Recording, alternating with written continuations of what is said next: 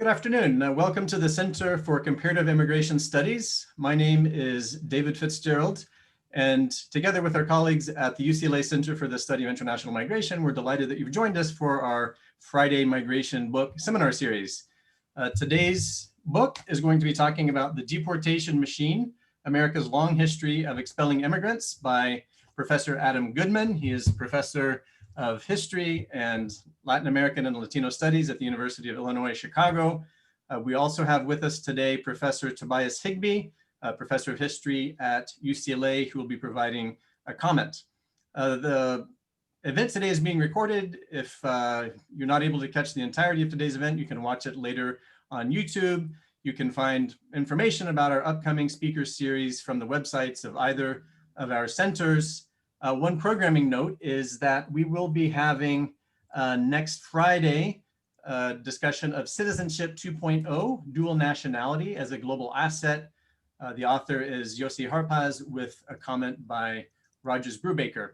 But today we'll be hearing from Adam Goodman for about 20 minutes or so, giving a brief overview of the book, followed by a comment from Tobias Higbie. Adam will have a few moments to respond, and then we'll open it up to Q&A. At any time during the presentation today, you're welcome to ask your questions using the Q&A function at the bottom of the screen. And at the end of the hour, we'll have a moderated discussion. So without further ado, please welcome Adam. Well, thank you so much. It's really a pleasure to be here with you all. And I would like to thank the organizers at both UCSD and UCLA for the invitation. And thanks in advance, Toby, for your comments. I'm really looking forward to the discussion. And thanks to everyone for signing on. I know these days, even an extra minute or two on Zoom is a big ask. So thanks for being here on a Friday and for your interest in my book. I'm going to share my screen, a brief slideshow for you all to see as I transition here. And I'm going to be speaking about some of the main contributions of the book. The time is limited, but in the next 20 minutes or so, I want to give you an overview, if you haven't had a chance to read the book yet, of what I've discovered through the last decade of research and what I'm trying to do here in The Deportation Machine, which is a book that's really, been a labor of love. It's been a frustrating process at times trying to piece together this history. And I'd like to speak a little bit more about that and the ways in which this research may have been obfuscated by design, by government officials, and the different things that I did to try to piece together this longer story of forced, coerced migration out of the United States at the hands of US officials at the federal, state, and local level. So just to give you a little bit of a sense of where this project came from, I started on this, again, about a decade ago. And, the origins of the project date back further than that. Really a time that I spent living in the Rio Grande Valley in South Texas, where I really came to see the ways that migration policies affected people's lives, how they shaped the region, how they shaped both countries. And I wanted to study that in more depth. And when I got to graduate school, during the early years of the Obama administration, not the current administration, people were really talking about immigration policy. And I was inspired to learn more, in part because of young undocumented people coming out across the country as undocumented and unafraid, and standing up to what they rightfully saw as inhumane immigration policies. So I became interested, on the one hand, in looking how state policies had changed, kind of the political bureaucratic history of immigration during the last century and a half. And on the flip side, how people had organized and fought against what I came to think of as the deportation machine. So those two experiences and interests combined with a third research discovery, and that was that more than 57 million people have been deported from the United States since the 1880s. That's more than any other country in the world, and it raised serious questions about the United States as a nation of immigrants, about the United States as a nation that has welcomed immigrants throughout its history. I did a little bit more digging and number crunching and discovered that, in fact, during the last century, the United States has deported more people than it's allowed to stay in the country on a permanent basis, right? Which again, made me wonder about this mythical reputation of the United States as a nation of immigrants, and wanted to learn more about that and discover a little bit more about this, I think, little known history.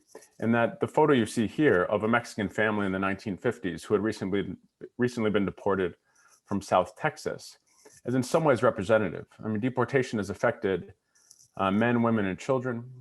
It's above all affected Mexicans. And it's 9 out of 10 times happened with little to no judicial involvement or oversight. The history of deportation is largely a history of unilateral expulsions through administrative means that we really don't know much about. So that's what set me down this path. And again, I want to share 5 main takeaways and contributions that I think the book makes. First is that this is a long bipartisan history. I mean, immigration policy has become so politicized today, and perhaps more polarized than ever, or at least in recent memory during our lifetimes, most likely, on partisan lines. But I trace the history over the last century and a half, Democrats and Republicans alike implementing punitive enforcement policies and the bureaucratic mechanisms churning along, regardless of who's in power. The story I tell is in large part one of the bureaucratic imperatives that have propelled the machine over time, in addition to the capitalist and racist imperatives that have also shaped it.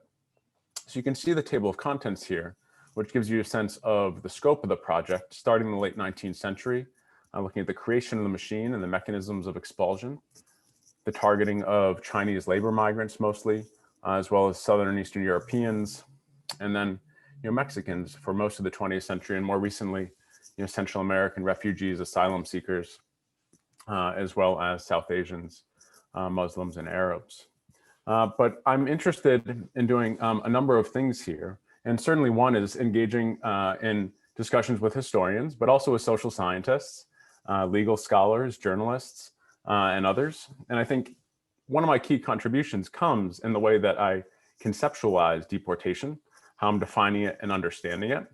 And you can see here that there are 3 types of expulsion that I trace. Right? I identify 3 mechanisms of expulsion: formal deportations, voluntary departures, and self-deportation campaigns. So this is an important piece of the project, but it's also one that some people are not familiar with. So let me just take a minute here to define these different types of mechanisms and explain a little bit about how the deportation machine works. And what I came to realize, is that deportation without due process has largely been the American way. I mean, it's been in the news in the last few weeks as the Trump administration has tried to ratchet up expedited removals with little to no legal process. But I think that this is actually the story all along. So formal deportations have historically been by order of an immigration judge, although that's become less the case in recent years. And I imagine if you ask someone who might not be as knowledgeable about the inner workings of the deportation machine, what does deportation look like in practice? They might imagine there is a judge sitting in a courtroom in black robes, and there's some kind of hearing taking place where the merits of someone's case, are weighed. And then at the end, the official decides whether or not the person has to leave or is allowed to stay. And the reality is that just is not the case. And 85 to 90% of deportations, they're happening through voluntary departures. And I'll tell you a little bit about those in just a second. But formal deportations, they have carried with them harsher consequences. Sometimes people have to spend an indefinite period in detention, months or even years. They might not know when their cases will play out or how long it'll take. And they also can carry with them 5, 10, or 20-year bars on reentry, sometimes even lifetime bars on reentering the United States. So they have been numerically relatively small by comparison to voluntary departures, as you can see on this graph. The dotted line represent formal deportations, and they really start to spike after the 1996 immigration law opens up, the funding to the immigration bureaucracy, and certainly compounded with 9/11 and the ways that national security interests became intertwined here. But for most of US history, there are actually other mechanisms at play which we don't know much about, which historians have overlooked And I don't think people have really wrestled with or come to terms with the punitive nature of what are euphemistically called voluntary departures, okay? There's nothing voluntary about these deportations. We can think of them as administrative removals, and voluntary departures happen after someone has been apprehended. That's the first thing that I try to emphasize. There's nothing voluntary about them. Again, they happen after someone has been apprehended by an immigration official, and the immigration official then pressures or coerces or convinces, sometimes even tricks or forges a signature on a form stating that the person agrees to leave the country. They're not going to fight their case. And this is how the deportation machine has worked for the vast majority of the last century and a half. Voluntary departures, I think, have sped up deportations. They've kept things moving. They've minimized the cost of immigration bureaucracy. But they're only possible because formal deportations existed, right? The mechanisms work together, and I want to emphasize that. So immigration officials would threaten someone with an indefinite period in detention, or they would threaten someone with a multi-year or lifetime ban on re-entering the country in order to convince them to take voluntary departure, right? So this is more or less, one of the crucial interventions I'm making is that if we want to understand how the deportation machine works and what the history of deportation looks like, we need to understand how 48 of the 57 million deportations since the 1880s have happened, and that's through voluntary departure. The third mechanism is self-deportation, and some of you are probably familiar with this. It, really, I guess the term may have been coined in the 1990s, although the practice, as I show in the book, dates back to before the country's founding. It also became a cornerstone of then presidential candidate Mitt Romney's campaign in 2012, which seems like, I don't know, 2 or 3 lifetimes ago at this point. But the idea here with self-deportations is that ordinary citizens or local, state, and federal officials make people's lives so miserable that they decide to pick up and leave without ever having come into contact with an immigration official, right? So there is no apprehension that takes place with self-deportation.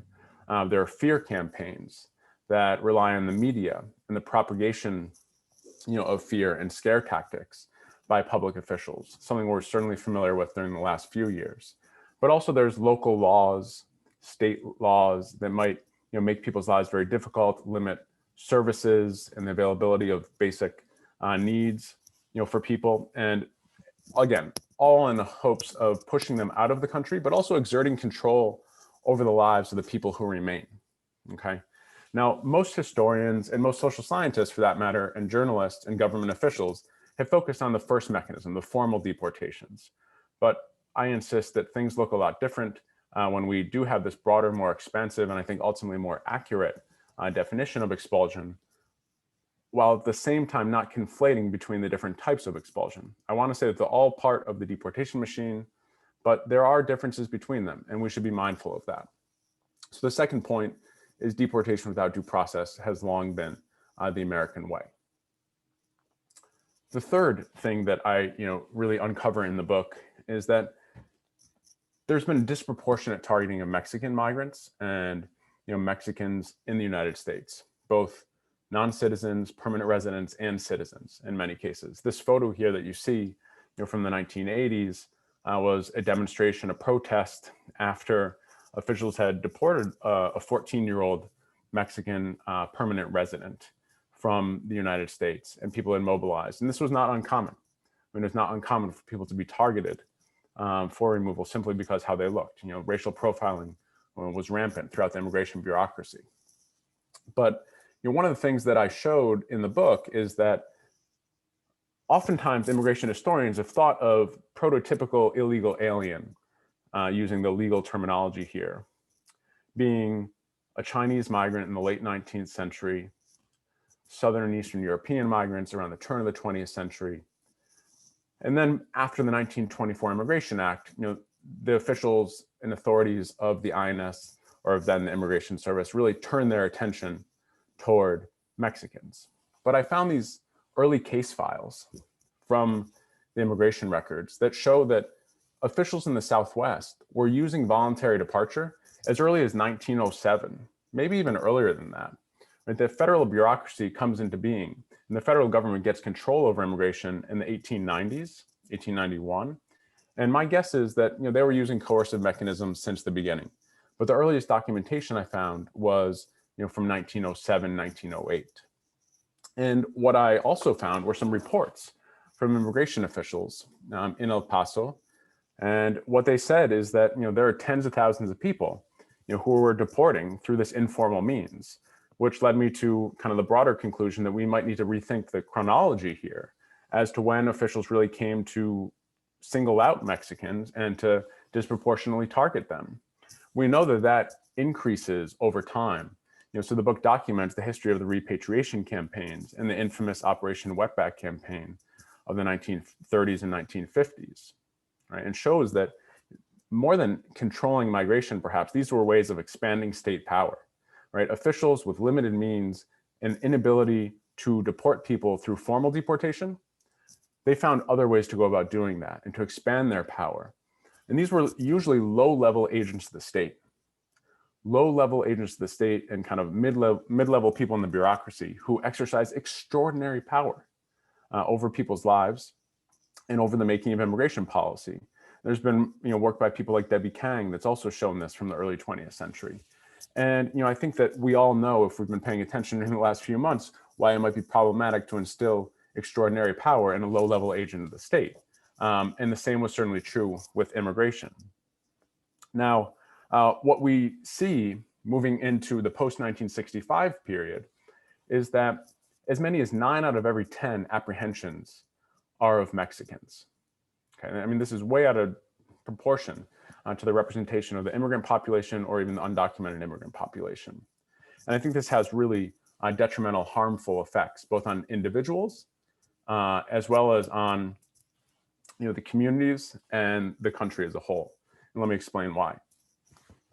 So, one of the things I learned through doing oral histories and archival research in Mexico and the United States were the ways that these immigration policies affected people's lives.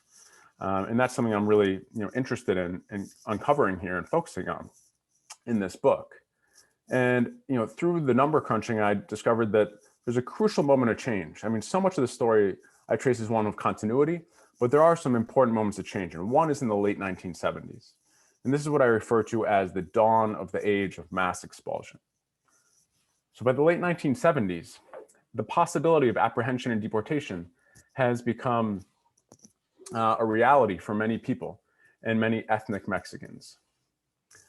900,000 expulsions take place each year on average from the late 1970s up until the Great Recession of 2008. I think this is when we really see the shift toward what we would recognize today as the environment surrounding immigration policy, immigration enforcement, as well as immigration activism. So it's at this time that you see the impact on people's lives start to shift. And I did oral histories with a man who would later become a dual citizen, US and Mexican citizen, but at the time was undocumented.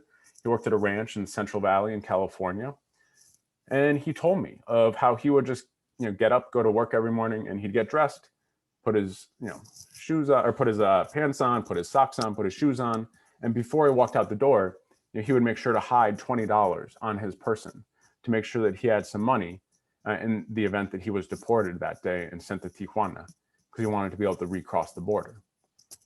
I think that the fear campaigns really had a harmful impact on individuals and families as well. So I did oral histories, with women and men who lived in Southern California during this period, the late 1970s, early 1980s, who described things that would be very familiar to us today. They would stop going to the stores. They would stop going to the supermarket. They would stop going to the movies or even to Sunday Mass because immigration raids became a reality, an everyday kind of day-to-day, week-to-week reality. And people lived in fear in many ways. And that was for, again, people without status, people in status. And in addition to the individual level, the disproportionate targeting of Mexicans, almost all of whom were deported through voluntary departure. And many people had multiple apprehensions and deportations, which I think also we should recognize the toll that that might have taken on those individuals. It wasn't simply a system. as some have argued, of kind of a nod and a wink. The employers get the exploitable labor force. Immigration officials can inflate the numbers to get more congressional appropriations. And that was happening. But I think that this practice, right, this cycle or revolving door at the border that develops, as some people have put it, exerted a real toll on migrants, and also both created and solidified the idea that Mexicans were prototypical illegal aliens, right? So it's the bureaucratic mechanisms of expulsion that help us see that. The next thing I want to share a little bit of information about is the human costs, and I know that we are limited on time today, but to go very briefly into this, many of us are thinking today about private detention companies, Geo Group, Core Civic, the role they play in immigration enforcement. I trace the transportation networks and the private transportation companies like Flying Tiger Airlines, which went on to become the largest cargo carrier in the United States before FedEx bought them out in 1988. They deported tens of thousands of Mexicans in the middle of the 20th century. Both within the United States on internal deportation flights to the border, and then from southern Texas or South Texas and Southern California down into the interior of Mexico. And, I traced the story of buses and trains, as well as, boats and planes, and the infamous boat lifts that took place in the mid 1950s. I really zoom in on and try to recreate and understand what that experience might have been like when the US and Mexican governments contracted two Mexican shipping companies, I should emphasize, private Mexican shipping companies that were looking to make a buck off of transporting what they referred to as human cargo. They treated deportees as cargo. They took bananas from the Mexican state of Tabasco, which you see at the bottom of the map here, up to Alabama. And then on the return trip home, they would pick up deportees at Port Isabel, Texas, and take them to Veracruz, Mexico. And that was kind of the back and forth cycle. But they maximized their profits by treating human beings as cargo. And the Immigration Service actually benefited from this as well, because they were seeking to punish migrants. This is a precursor of prevention through deterrence policies that became so ubiquitous in the 1990s with the militarization of border, and more recently with the targeting of Central American asylum-seeking children and parents for family separation. Right? So this history of prevention through deterrence is something that I pull back into the mid-20th century and show really clearly how the Immigration Service sought to punish people in hopes that they would not return to the United States. They fail. But just as it does today, we know that these policies exerted an extraordinary physical, psychological, and material cost on migrants. Right? And it's the state policies that created this market in exploitable, right, labor, but also a lucrative market out of the expulsion process. And that's something that I show and trace for the middle decades of the 20th century especially. And finally, I want to emphasize, this is just one other image actually, looking down into the hold of one of those deportation ships, the Mercurio. And it's actually, this is a photo that really haunted me. You're seeing the gaze of that young boy, perhaps teenage boy on the right-hand side there, looking up directly at the camera and really trying to better understand what the experience would have been like. So in that particular chapter, I try to recreate what it would have been like aboard those ships for deportees. And I think in doing so, we understand as well why this operation came to an end. And that was because conditions were so bad that people organized and they mutinied. They end up ending the operation successfully, although very tragically, some people lost their lives in the process. Right? But migrants have always been fighting back and organizing against the deportation machine. And this brings me to my last point, fighting the machine. This is something that I really was keen on understanding, as I mentioned in the beginning, not only how the deportation machine works, but seeing that as a first step to perhaps organizing against it. Because that's what migrants have always done, and migrant activists and advocates have always done. And I look at this at different points throughout the book. The Chinese migrants' use of the court system very effectively in the late 19th, early 20th century, Mexican migrants, and also the court system and different activists and organizing groups throughout the 20th century. Certainly more recently, We can think of young undocumented people that I mentioned in the beginning and who have pushed for the DREAM Act and have pushed for protection for all beyond any kind of limited protections for just some people in the country without authorization. But what I really zoom in on is this period at the dawn of the age of mass expulsion. And I show the ways that a group of courageous, undocumented workers at a shoe factory in suburban LA stood up to the machine, organized, and figured out a way to potentially bring it to a screeching halt. And the deportation machine has always been vulnerable. It remains vulnerable today. How it's vulnerable changes over time, but activists have consistently tried to identify those weak spots and apply as much pressure as possible to them. And I think that what I learned is that if there's any kind of generalizations as to how and when people have been effective, it's through broad-based organizing, through acts of solidarity, and sustained struggle. A lot of these fights did not take days or weeks or months. They took years or even decades. And I think that, in fact, is still the case today. So I would just like to thank you all for, again, tuning in. And thank you again, Toby, for your comments. And I'm very much looking forward to our discussion. Okay, thank you very much, Tobias. Okay, thanks, David. Thank you, Adam, for that great introduction to your book and survey of it. It's my pleasure and privilege to be part of this conversation about Adam Goodman's compelling book, The Deportation Machine. I'm just going to give some general comments and about this sweeping and highly detailed book, which I recommend that everybody go out and purchase and read immediately. And followed up with some suggestions for further discussion and things that I'm particularly interested in. As Adam was describing, the American system of immigration control has relied much more on informal means of expulsion than we have thought in the past.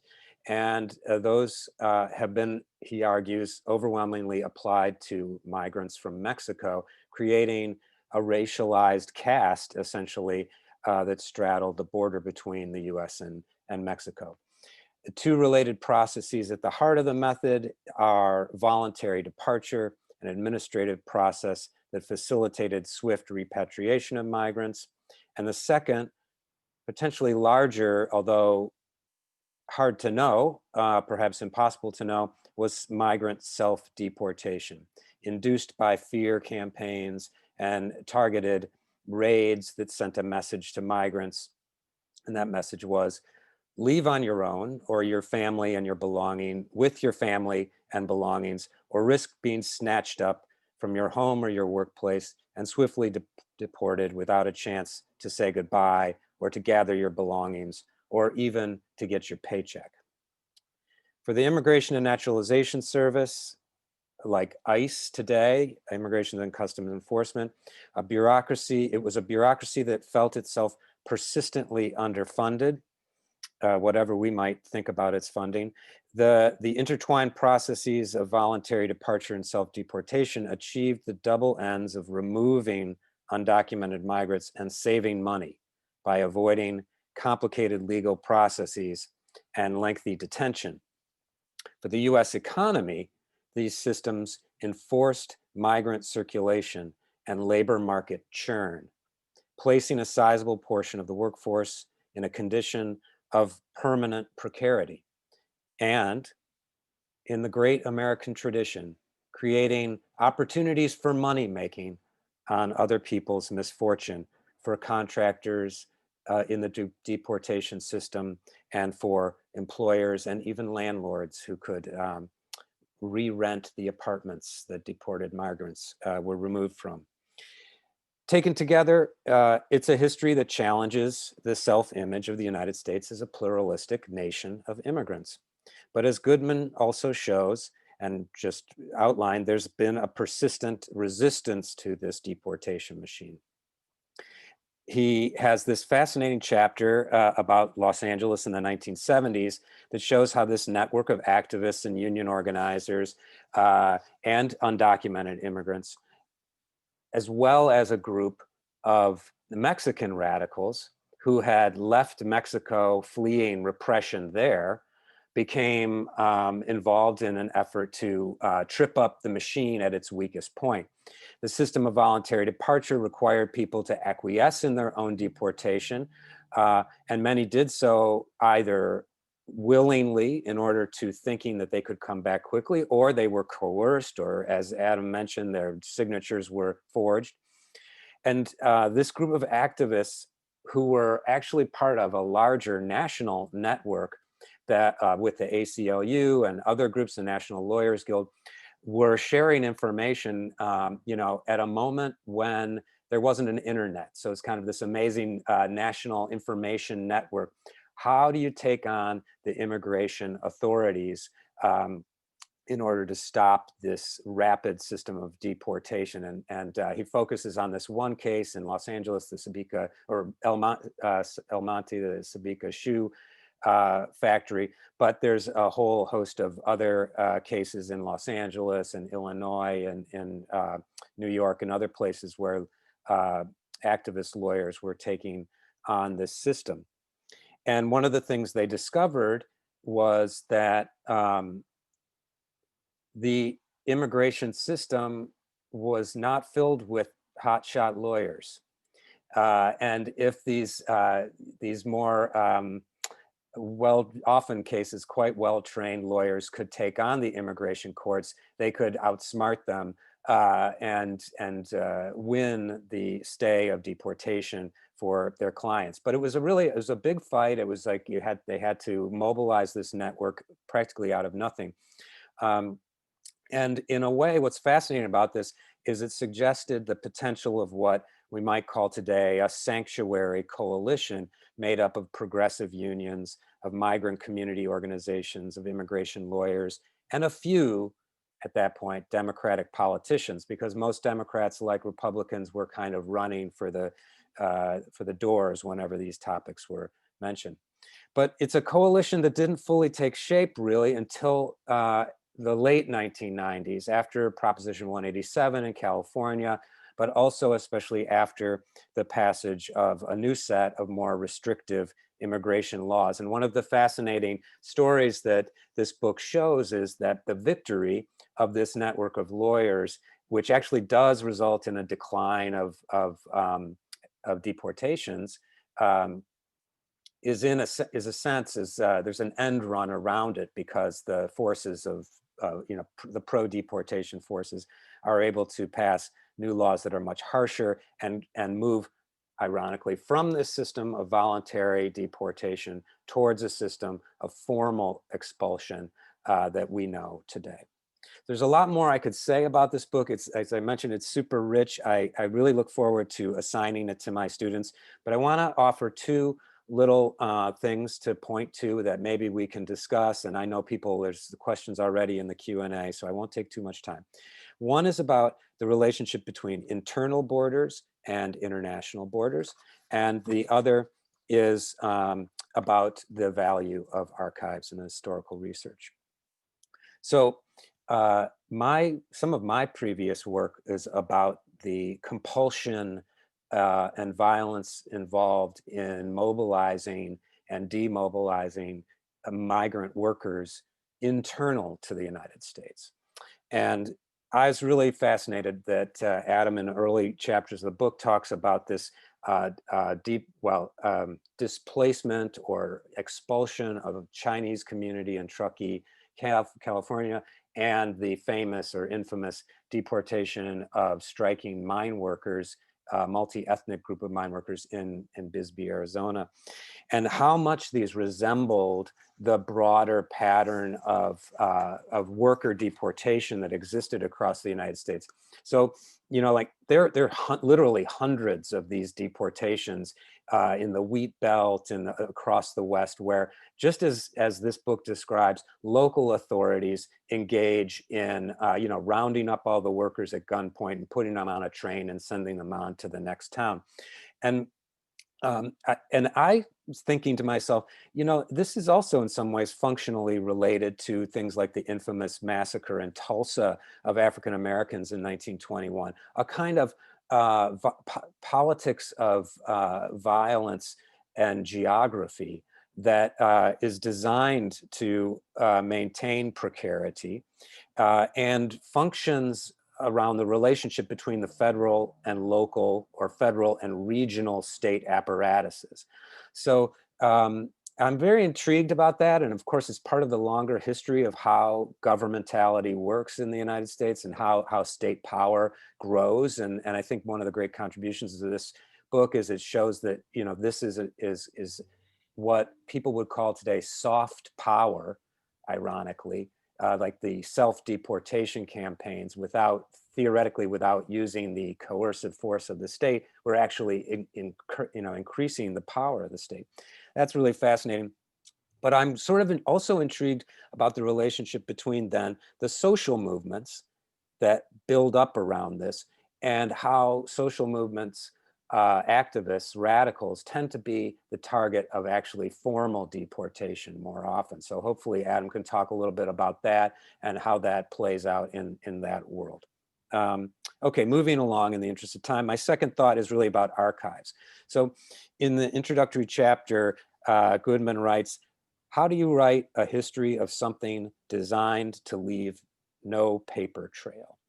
And I really feel the relation, I can feel that, you know, because there are many topics like this in the world, but the deportation machine shows the value of archival research, of memory, for memory and democratic accountability. This is a super well-researched book. The footnotes are incredibly detailed, and future graduate students are going to go directly to the end of this book and be mining it for years and years to figure out what their next dissertation project's about. So I just want to celebrate Adam as a historian and historians in general as a discipline that, you know, has great value for us because the patience and fortitude that it takes to wade through massive archival collections is something that not every social scientist or humanist is really up for. And in fact, not all historians are.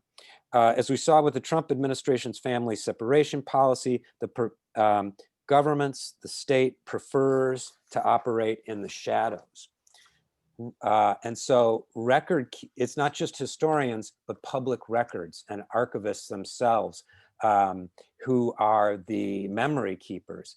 And I think about how we as scholars of international migration, how can we support the preservation and collection of archives, which today are growing larger, but are very much more easily destroyed or lost in our digital world. So with that, I close and as I said, encourage everybody to go get the book and read it. And I look forward to our conversation. Thank you, Tobias. Adam, could you take just a couple of minutes to respond to one of those points, and then we'll open it up to everyone? Yes, thank you so much. You know, it was an incredibly generous and close read of the book. Very appreciative, and look forward to discussing, you know, in more depth as well after our brief session here today. You know, but just, you know, very briefly in response, you know, one thing that I noticed, and this was a real kind of discovery and aha moment for me, was that, you know, there's been so much wonderful work done both in the past and more recently on the history of deportation, and increasing amount of work, I think, that's coming out. But in fact, the vast majority of people, you know, probably more than 90% of people, statistically at least, who have been deported have been Mexican migrants who have entered the country without authorization or overstayed a visa. I mean, it's not to belittle or, you know, to diminish the targeting of political radicals, and that has a long, you know, troubled history as well that we're seeing, you know, come back into the news these days, and for many other reasons that historians have documented, you know. And, you know, that's something that we could definitely talk more about. But I realized that, you know, it was largely the targeting of ordinary people who are here to work or here to reunite with their families. And that's something that I wanted to pick up on in the book and really emphasize and put front and center. And the second thing was just about, you know, the archival research, and thank you so much for your feedback on that. You know, I think when I started on this project, and actually in the early days, I was talking a lot with Roger Waldinger at a NEH seminar at UCLA, and had some really formative discussions. And you did some important research during that time. And around that time, a professor of mine told me that I'd probably used 10% of all the archival sources I found. And I think I may have used 1% of everything I found. So you're definitely right that there's so much more there. Thank you to Princeton University Press for letting me include 90 pages of notes. I felt like I was getting away with something on that. But I'm grateful. And I think that casting a wide net and really going as deep as I could into the historical archives in the United States and Mexico, and combining that with the government reports I was getting, the FOIA requests that I filed, as well as the oral histories and interviews, allowed me to tell the rich history. And for each chapter, I relied on a different source base. And I kind of had to piece that together over time. I don't think it made it any easier, any faster, but it ultimately led to the product that I was happy with and proud of. So thank you again for the comments, and I look forward to discussing in more depth in the future. Thanks. So we have many questions. Let me combine a concern from Donna Gabacha and Andrew Lee around this notion of self-deportation. Can you talk more about how you distinguish self-deportation from return migration more generally, which perhaps could be affected by economic push and pull factors? Is self-deportation included in your total number of 57 million deportations? Thank you both for those questions. This is a really important one. I've spent so much time thinking about the politics of immigration statistics, which I address in the book briefly, but also what we cannot know. I mean, as much research I did, I came up against the wall on a number of occasions, realizing that we can't know everything. There are some things that I wouldn't be able to quantify. One of those certainly is self-deportation. There is no way to figure out how many people left the country in response to some of those fear campaigns. We know that it happened. I mean, we have documented cases that it happened, but we also know that the majority of people did not leave. And some people, as Toby mentioned in his comments, might have migrated internally, moved from a particularly restrictive environment into one that was more open and liberal. I mean, Angela Garcia has written a book called Legal Passing that looks at that in the more recent past in Southern California, and I think shows really effectively the ways in which these campaigns often don't necessarily succeed in pushing people out. But the big difference between voluntary departure and self-deportation is that one involves the apprehension and then forcing someone out through these administrative means and coercion. But self-deportations, regardless of the fact that I couldn't pinpoint whether someone left in direct response to government fear campaigns or anti-Chinese violence in the late 19th century, or whatever it might have been, it's impossible to ignore the fact that that was the pervading atmosphere and environment in which people were living. And in some way, that did contribute to their decision, subconsciously or consciously, I think. But the 57 million number does not include the self-deportations. That is just the formal deportations and the voluntary departures. I have not come across any kind of statistical analysis or data on self-deportation, although if someone does know of anything or any studies that have been done, I'd love to know about that. We have a comparative question from Megan Garrity. Could you put the US deportation machine in a comparative context with another democracy with a mythical origin story? Here, the rainbow nation of South Africa. South Africa is second only to the US, has perhaps the largest history of deporting migrants across its long and porous borders with neighboring countries. Is there something about democratic states that incentivizes them to use creative bureaucratic strategies to remove unwanted populations rather than one-off expulsion orders of an entire mass of people, such as Idi Amin did in 72 or Nigeria in 83? That's a wonderful question. I really appreciate it. And I haven't done as much research into those comparative contexts. Though, what I do know, and some of the work that other scholars have done, is that I think, there's always a mixture of force and coercion at play, perhaps especially in liberal democracies. I think the United States has a somewhat distinct position of being, geographically next to Mexico and had such a long history of tens of millions of Mexican migrants coming, again, mostly for labor reasons or labor recruitment from the United States or to reunite with family.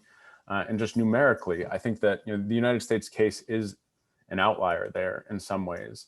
But the mechanisms of state control and the reliance on these kind of soft power mechanisms of coercion, I think we see, certainly in the UK, and I'm guessing even though I haven't done the research, in most other places as well. I mean, the role that coercion plays in enforcing the law or compelling people to do certain things, whether it's in the context of immigration or otherwise, I think we can, see that as, a constant or a through line. And I hope that other people will do that work, or perhaps they have, and I'd love to learn about it. So feel free to send along any references, but thank you for the question. John Haviland has a question about activist mobilization within the state, within the system, inside the bureaucracy. In addition to these various other kinds of folks that you were talking about, are there other levels of almost invisible actors in the system? I myself refer to interpreters, whose organization inside the Department of Justice is a bit of a mystery, and their own often direct personal links to migrant communities and possible activism therein. So, there have been people that within the immigration bureaucracy, may have acted, on the behalf of migrants. Although I think that what my research shows is that time and again, when people do try to disrupt from within, the overwhelming kind of bureaucratic inertia wipes them out. There's such a power imbalance there. And there's one case I discussed in the late 1970s when Leonel Castillo becomes immigration commissioner, Mexican-American man from Houston, who was the comptroller there in the city. Before that, he was a football star, a Peace Corps volunteer. And it comes in the late 1970s, and Jimmy Carter appoints him and tries to reform the agency in some ways to make it more of a service agency instead of an enforcement agency. And at the same time, deportations are at record numbers, and he faces incredible resistance from within the agency, despite trying to reform it as the commissioner of the Immigration and Naturalization Service. So we see the ways there that, I think while there may be some examples certainly of people acting on migrants' behalf from within the bureaucracy, this is a much larger question, and perhaps speaks to the fact that regardless of which administration's in power, Democrat, Republican, throughout most of the 20th century and into the 21st, we see that the immigration bureaucracy has its own interests and ends, right? And maximizing apprehensions, maximizing deportations happen to be in their interest to try to increase their congressional funding. And they've always felt kind of ignored. They felt like they've been overlooked. And there's always been a push to celebrate and promote and even inflate statistics in order to get more money. So I think it's a really tricky thing where individuals may act courageously, but changing the bureaucracy would require kind of an overhaul top to bottom. Another question about looking within the state, unpacking the state. Do you examine in your book at all how state policies, small state policies, change deportation over time? For example, complying with ICE through 287G agreements. One of the things that I discovered, and I don't know how much I'll be able to speak to this, but certainly there's been collaboration from local officials, from state officials, since the beginning of my study. I think that these things are always at play, and these questions of immigration federalism that so many people have been working on. I know that Hiroshi Motomura there at UCLA has done excellent work in this area, and certainly in the research I did, I see that some of the reasons why the deportation machine is first created, the targeting of the Chinese migrants, as Toby mentioned in his comments, was because there are these ordinary citizens who organized in Truckee, California, and developed these kind of prototypical self-deportation campaigns in hopes of not only pushing people out of the town, but pushing people out of the country altogether, and in turn trying to encourage Congress to pass new legislation to exclude people and to expel people. So the relationship between the local, state, and federal, there's a through line there throughout that I think people haven't fully recognized. With good reason, we've paid attention to 287G, to secure communities, but I do think there's kind of some antecedents there that need more exploration. Another question about who exactly we're talking about in the big picture of the numbers of people in different categories who've been deported. Howard Edelman is remarking that most Canadian deportations are voluntary departures, overwhelmingly of visa overstayers rather than permanent landed immigrants. Is that the case here? Can you say more about what percentage of these folks were in an unauthorized status versus some other kind of legal status? That's a great question. Voluntary departure has been used to deport people all over the world, although it was specifically designed with Canadians and with Mexicans in mind. The countries that abut the United States, the contiguous land borders, just for practical reasons. I wasn't able to dig into, the multiple layers throughout the entire 140-year period, but voluntary departures are overwhelmingly Mexican. In the early 20th century, it's more of a mix. Canadians represent a higher percentage there, but quickly becomes almost all Mexican. And within the groups, there's some diversity and variety. It's certainly not just people that have been in the country for a short period of time. It's not people that have just tried to cross the border. They're apprehended in the process and returned. Those boat lifts, the horrific journey across the Gulf of Mexico I told you about, many of those boat lifts were 100%, like 800 of the 800 people on board those boats were deported via voluntary departure. And they had lived in the United States for years or even decades in many cases. This was simply how expulsion worked for most of the 20th century. And it's only after 1996 shifts things and creates more opportunities for formal deportation by expanding the category and the deportable offenses, by funneling more money to the bureaucracy. But there's one catch here that I don't think I mentioned that I want to let you know about now, and that's that formal deportations in recent years have come to resemble voluntary departures. Formal deportations today are streamlined in the same way that voluntary departures always were, except for now, formal deportations carry harsher consequences than voluntary departures ever did. Separation that deportation represents today, is much more than ever before, in part because it's harder to re-enter the United States after being expelled, and also because people spend longer time in detention. So it's both the expediting of the formal deportations, but the ways in which deportation and what it means to be deported have changed over time that have led to this punitive turn in the last 25 years. A question from Maria Bermudez about how money is allocated to pay for all of these deportation operations. That one of the limitations inherently on a deportation machine is financing. Over the years, the responsibility for migration management has shifted with securitization from labor departments to interior or homeland security departments. During your research, how have you found that the responsibility of covering the cost is shared or has shifted? That's a great question. And I did try to track this as much as I could. And, long story short is that the Immigration Service tried to push as much of the cost of deportation onto the migrants themselves, right? Onto the people being expelled. So most people deported through voluntary departure have to pay their own way. And the catch is that you pay your own way. That's part of the deal.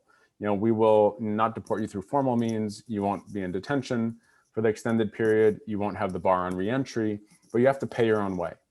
And when push came to shove and people didn't pay their own way, the Immigration Service would usually try to come up with the funds, although sometimes they weren't able to do that. But they've always tried to, the officials, that is, the authorities have always tried to minimize the costs.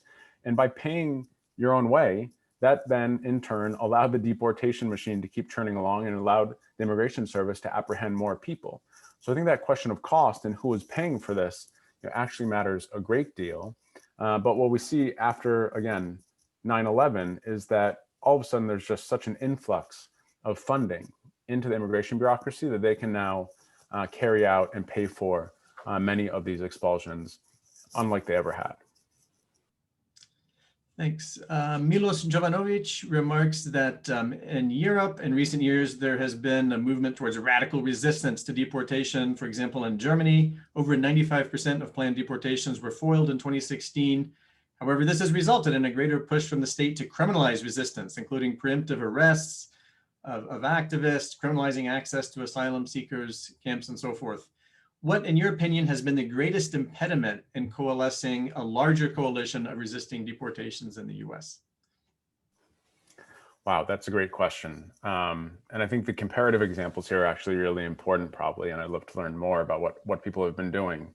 On the one hand, I think things are bleaker than ever when it comes to immigration enforcement policy during the current administration.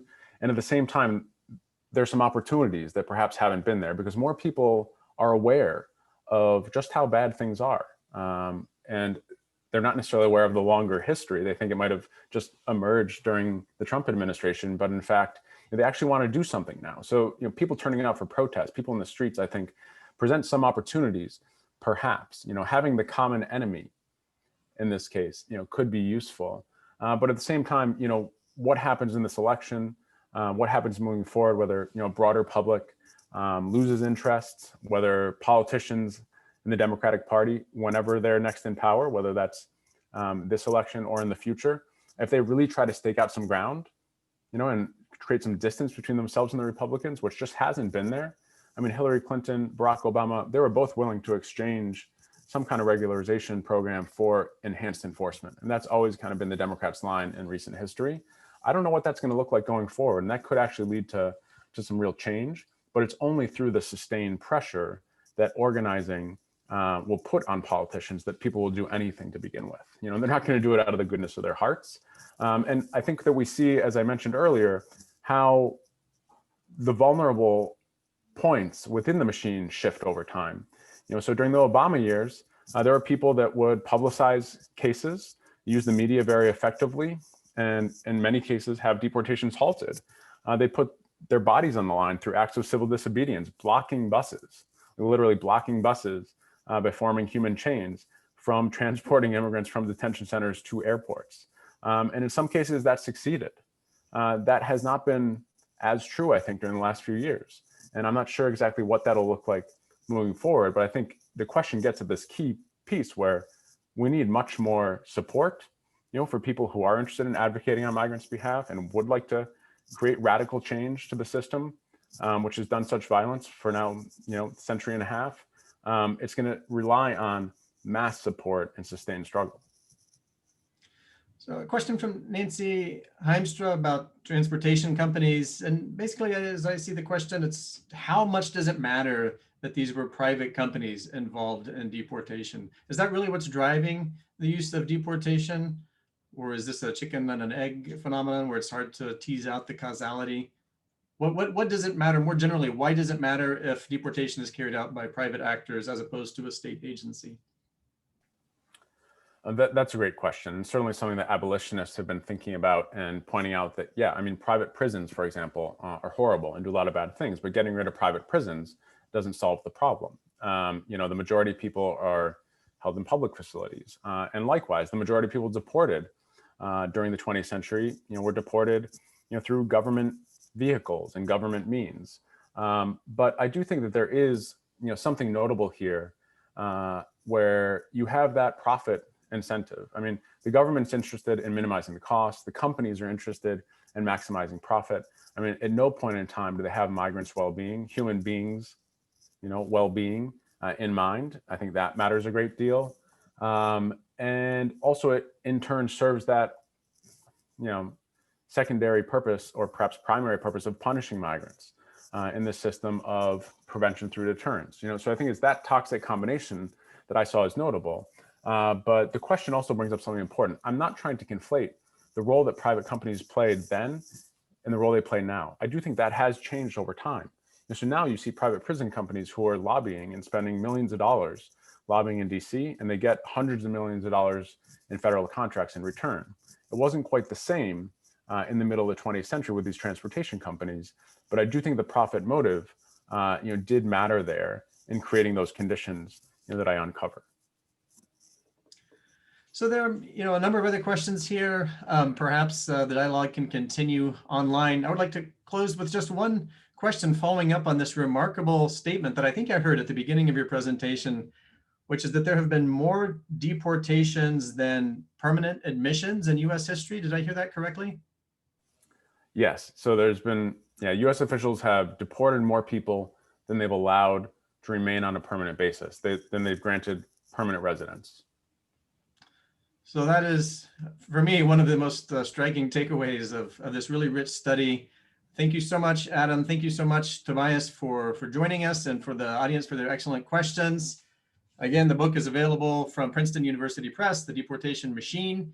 And next week, the conversation continues on Friday with a discussion of Citizenship 2.0, Dual Nationality as a Global Asset by Yossi Harpaz of Tel Aviv University, with a comment by Rogers Brubaker of UCLA. Thanks to all of you for joining. See you next week.